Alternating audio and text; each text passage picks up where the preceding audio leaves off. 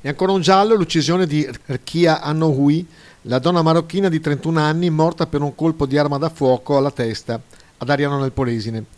Rkia è stata dichiarata morta ieri, 29 marzo, da una commissione medica dell'ospedale di Rovigo.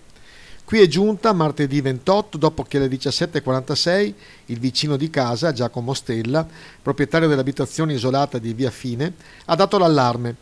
Inizialmente il caso è stato trattato come un incidente domestico. Rkia era riversa a terra in cucina priva di conoscenza.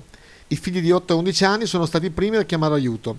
In ospedale a Rovigo, nel reparto di rianimazione in seguito ad un attacco, si sono accorti della presenza di un proiettile nel cranio.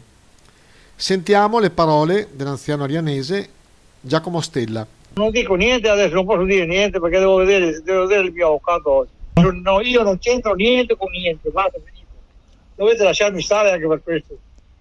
Non c'entro niente per niente. Perché non posso chiarire niente adesso, perché qua siamo in alto mare, c'è gente dappertutto quando non so cosa devo fare. Adesso prendo la macchina, vado via, basta via. Ero a casa, ero già a casa, io quando sono arrivato a casa ero a casa, basta.